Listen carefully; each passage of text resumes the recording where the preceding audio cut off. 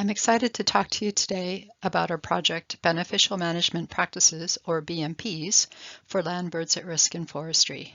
My name is Cindy Staicer. My co-authors are Abby Lewis, Jennika Hunsinger, and Matt Miller. I'll be giving the first part of the talk, and Matt will be giving the second part. The project focuses on 5 species at risk: the common nighthawk, the eastern wood pewee, the olive-sided flycatcher, the Canada warbler, and the rusty blackbird. 4 of the 5 are aerial insectivores, which means they feed on flying insects. And as a guild, aerial insectivores have seen some of the steepest declines of bird populations in North America. The rusty blackbird has actually declined even more than the others. The rationale behind this project is that breeding populations of these species at risk are dispersed across the working forest landscapes.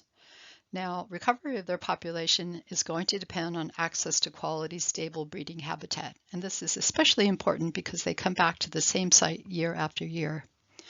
So, breeding habitat conservation in working forests is going to be essential to recovery of these SAR. So what we're trying to do is to work together to find solutions that benefit both the birds and forestry. And the way we're doing this is we are developing and testing a set of operational guidelines for BMPs in forestry for these 5 SAR birds in Nova Scotia. So recently, draft BMPs were developed for these species in the context of forestry by Katie McLean at Clean Annapolis River Project. They are 2-page fact sheets, and they are part of the Nova Scotia Beneficial Management Practices series. There's also a series on agriculture. These were developed by Literature Review, and they contain a section over on the right side. It says how you can help, and these are beneficial management practices for a given species based on literature review. So let's look at some examples of BMPs. First of all, some BMPs are general and would apply to all species. For example, avoiding silvicultural activities during the nesting season, and the nesting dates will be somewhat different for each species, but you can look them up in the nesting calendar. Avoiding the use of pesticides and herbicides because these are going to be detrimental to the food source of the birds and also their nesting habitat. For forest to wetland SAR, BMPs include leaving a buffer around streams, wet forests, and open wetlands, avoiding activities that alter wetland hydrology, such as road building. If one is going to harvest, to do so on snow or frozen ground so that the hydrology will not be disturbed, and avoiding harvesting in forested wetlands. Each species is also going to have its own BMPs. These are the 3 forested wetland species, and these are sort of the key points in their BMPs that relate to how one might modify a harvest to maintain the habitat features that they need for nesting, for foraging, and so on. So these BMP, the details of the BMPs tend to specify things like how many trees to retain, what types of trees, what kinds of forest management techniques would be appropriate, leaving buffers, and so on. And these are the BMPs for the other 2 species. For the eastern wood pewee, the details primarily pertain to the type of forest that one is trying to encourage. And for the common nighthawk, which actually benefits from cleared sites, the BMPs focus on what to retain after a natural disturbance or a harvest to allow the bird to use the site for roosting and nesting. So let's look at the field protocol we've been using. In the first year, we used 30 seconds of conspecific playback to help us find SAR. We deployed autonomous recording units, or ARUs, to detect additional SAR while we were not at the site. And the little picture here is an example of an ARU called the Audio Moth. And the picture on the right shows an audio moth attached to a tree. In 2022, once we had selected particular harvest blocks for BMP application because they had SAR, we resurveyed them. We did this more intensively. We mapped their territories using playback, and we deployed ARUs for longer periods, often for the entire breeding season. And we also used ARUs to survey additional blocks and to monitor control sites. This is a brief summary of the results of our SAR bird surveys on MCFC sites. In 2021, we surveyed 10 harvest blocks and 4 control sites. You can see the number of SAR found in those sites. And what I want to draw your attention to was the bottom row of the table that shows the percent of sites where SAR were found only in ARU recordings. In other words, we would have not have known the bird was there had we not used an ARU. This percentage is highest for common nighthawk, 88%. Also quite high for Canada warbler and rusty blackbird, 50%. And not quite as high for eastern wood pewee and olive-sided flycatcher, 25%. Our data for 2022 analysis is ongoing, but many of the ARUs that we have deployed consistently found eastern wood pewee and common nighthawk. We did find Canada warblers at a couple of sites, but only near or in swamps. We did not find olive-sided flycatchers or rusty blackbirds consistently at any of the harvest blocks, only at control sites. Although we did pick up olive-sided flycatchers moving around early in the season at a couple of sites, but they did not stay. And the other thing of interest is that there are 2 other species of landbirds at risk that we're picking up quite commonly in the ARUs and would be interesting to study further. That's the chimney swift and the evening grosbeak. So this is one of the harvest blocks where we found SAR last year, and this year we went back to do follow-up surveys in preparation for BMP application. The crosses represent ARUs, the blue symbols common nighthawks, the pink eastern wood pewee, so those are locations where we found the birds in the field in 2022. And both of the ARUs picked up both of those species consistently, as well as chimney swift. So now we know we know the specific SAR using the site, and we know the specific part of the site that the bird is using. So we can be specific about the type of BMP and where it should be located. Then after the harvest, next year we'll be able to go back and do a follow-up survey to determine whether the BMP allowed the SAR bird to continue to inhabit the site. And that will be the test of the BMPs. So Medway Community Forest Co-op is Nova Scotia's first community-led Crown Land license area holder. We are a member-based, community-led, for-profit cooperative social enterprise. We're governed by a volunteer board of directors that consists of social, economic, and environmental representation, as well as seats for local First Nations members and members at large. We practice multi-value, ecologically based forest management on our license area in Annapolis County. Key part of this is special precautions for wildlife and species at risk. And this extra work for wildlife in particular is part of what I think sets us apart from other licensees. A key part of that is our singing season, which is a pause in operations during peak breeding bird season.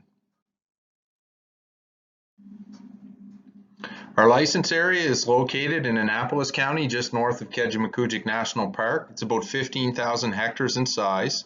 And this area was selected in particular because of the close proximity to numerous protected areas, nature reserves, and the national park. The approach to forest management that is followed at MCFC provides an opportunity to buffer and be complementary to these special places. Like many parts of the province, MCFC's license area has a long history of intensive forest management. And as you can see from this map of our license area, the majority, or about 70% of the forest that we manage, has been harvested within the last 50 years. This is particularly the case in our license area district known as the Victory area, just north of Kejimkujik National Park. You can see this can create many challenges for conservation of species at risk. Our first harvest under this project was done in April of 2022 in the Victory area. You can see on the left-hand side, this is our satellite image before. In the northern part of the block, there were some sow-bird detections, and we noted a wetland on the eastern side of the harvest area that was felt to be very important to factor into our harvesting plans. So this photo on the right shows the harvest after it is done with a drone image that was taken after the harvest. As you can see, this was the 50-meter buffer that was established in the area of the sow-bird detections, and along the side of the wetland were felt was important feeding habitat. The areas in red represent standard retention areas that will be part of any harvest area at MCFC. Things like old forests that we found in the block, some immature or non-merchantable hardwood areas, and then wet soils that we would exclude from any machine travel due to the drainage issues. And then the buffer that was put in place is identified in white here. Within the buffer, we mark specific retention trees that were meant to provide habitat features that would be important for the species that were identified in the harvest area. So this slide shows an example of some of those wildlife retention trees that we were leaving behind. This was a single tree selection, so the prescription was a 30% removal, focusing on lower quality, shorter life species like white birch and balsam fir to be removed from the stand in order to promote longer live species that are site appropriate, such as red spruce, hemlock, and oak. Ahead of the harvest, we marked for retention specific trees that were seen to be important for olive-sided flycatcher. We were looking for heavy top spruce that would provide ideal nesting habitats, and then softwood snags or more spindly or softwood trees that would provide ideal perching sites. In terms of the results, we had very positive feedback from the harvest operator for the marking of the retention trees. This is often the case at MCFC. We do a lot of tree marking either for retention or removal, and it's always very appreciated by our harvesting operators. It helps improve their efficiency, and it helps us ensure the type of results, either for promoting economic values through single tree selection and ensuring that we're promoting the very best trees, or promoting ecological values, in this case marking retention trees with specific characteristics. So very good feedback from the operator in terms of helping make some of those decisions on their behalf and allowing them to focus on the harvesting of the trees. One thing we felt we need to consider in future harvesting plans, in particular for single tree selections or any of these pervasive thinning treatments, we need to consider the cumulative impacts of trails and the removals on canopy closure targets. So the areas in orange that I've identified here represent the machine trails that were put in place as part of this. And this can represent, depending on the harvest type, depending on the machine width and the trail spacing, trails can occupy 20 to 30% of a harvest area. You add to that the 30% removal, and your total removal rates can be between 45 and 50%, or even more than 50%. And so we needed to consider this in future operations that are going to be pervasive thinnings like that, where we want to maintain high rates of canopy closure and a patchy stand structure. So this would be a proposed amendment to a trail layout that would be more of what's known as a wishbone or herringbone approach, where we would reduce the overall trail impact and maintain higher rates of canopy closure and a more patchy stand structure. We have an upcoming harvest that is part of this project as well. This is going to be a restoration shelterwood. So the areas identified by orange dots are 0.1 to 0.2 hectare patches that are situated in areas where there is already advanced regeneration. Within those patches, we would remove the majority of the trees and leave between 4 and 8 retention trees within the patch. And then the harvest prescription calls for a light thinning in the remaining matrix. So the orange lines represent a potential trail layout in order to pull this off, with the orange dots representing the patches that have been selected. As part of the survey work that was done, there was identified a very key area of high use and high quality habitat in the center of the block. And so rather than harvest the patches within there, we will remove those patches from the harvest plan, restrict our activities just to the trail that's needed to travel through that area, in addition to some light thinnings along the trail, and otherwise maintain our prescription for the rest of the block.